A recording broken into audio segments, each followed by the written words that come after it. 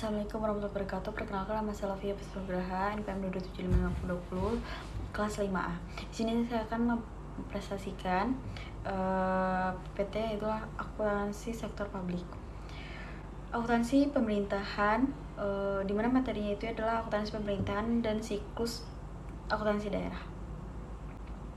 Yang pertama adalah reformasi akuntansi pemerintahan, yang dimana di situ adalah akuntansi tradisional dan UU keuangan negara, UU pendaharawan, dan sekarang reformasinya itu adalah akuntansi modern, basis actuary dan double entry, PP nomor 71 tahun 2010 PSAP. Oke, standar akuntansi pemerintahan itu ada 6, yaitu adalah PP nomor 71 tahun 2010 tentang standar akuntansi pemerintahan. Yang kedua adalah SAP, adalah prinsip akuntansi yang diterapkan dalam menyusun dan menyajikan laporan keuangan pemerintahan. Yang ketiga dalam PP 71 tahun 2010 tentang standar akuntansi pemerintahan terdapat 3 lampiran, yaitu lampiran pertama tentang akuntansi pemerintahan berbasis akrual, yang kedua tentang akuntansi pemerintahan berbasis kas menuju akrual, dan yang terakhir adalah tentang proses penyusunan standar akuntansi pemerintahan bebas berbasis akrual. Oke, standar akuntansi pemerintahan sendiri ada banyak ya, bisa dilihat di situ.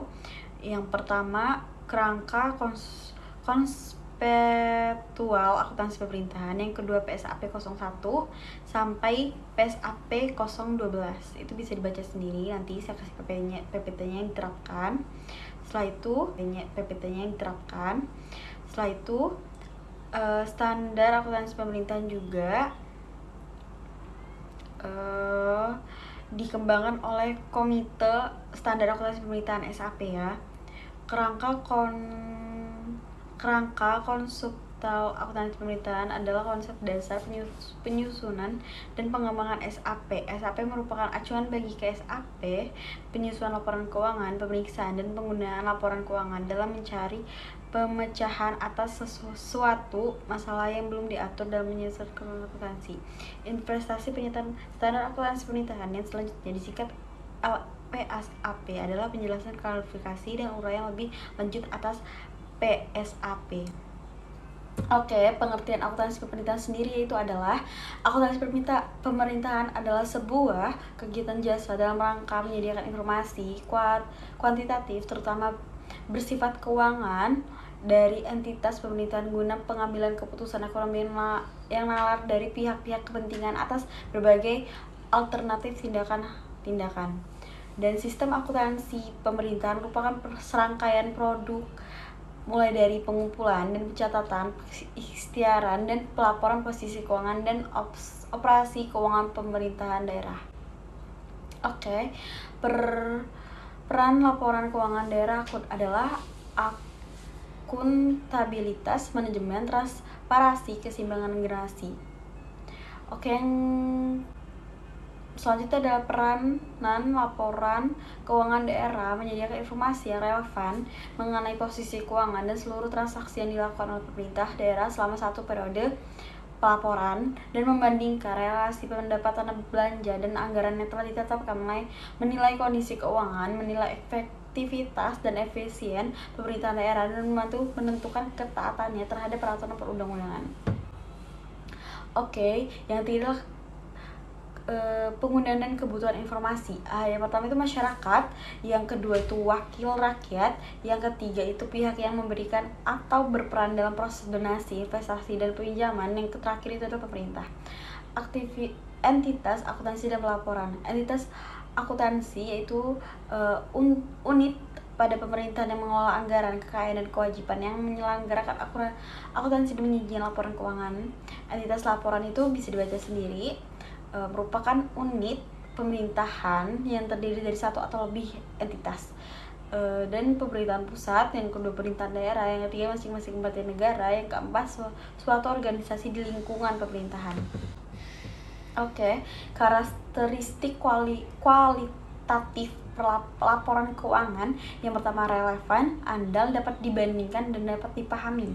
Prinsip akuntansi dan laporan keuangan itu berbasis akuntansi, prinsip nilai historis, prinsip realisasi, prinsip sebagai merupakan bentuk formal, prinsip periodisitas, prinsip konsistentitas, prinsip mengungkapkan lengkap, prinsip penyajian wajar. Jenis dan bentuk laporan keuangan itu adalah laporan realisasi anggaran, laporan perubahan saldo anggaran lebih, laporan operasional, laporan perubahan entitas, neraca, laporan arus kas, catatan atas laporan keuangan. Oke, di sini saya akan menjelaskan tentang contoh laporan keuangan daerah. Oke, pemerintahan pusat laporan operasional. Yang pertama adalah laporan operasional, itu adalah kita yang pertama adalah mencatat pendapatan. Pendapatan sendiri bisa dilihat di situ, ada pendapatan pajak penghasilan sampai pendapatan pajak lainnya. Setelah itu, setelah operasional dicatat oleh laporan perubahan ekuitas. Di laporan ekuitas tersebut juga ada surplus, koreksi yang langsung menambah pengurangan ekuitas, dan jumlah ekuitas tersebut. Oke, yang ketiga, setelah itu dicatat di neraca. Di neraca sendiri itu adalah aset, kewajiban, ekuitas. Maaf sebelumnya saya tidak bisa mengasih videonya karena nggak ada di ini saya. Dan yang keempat itu ada LRA, pendapatan belanja, surplus, pembiayaan, dan silpa.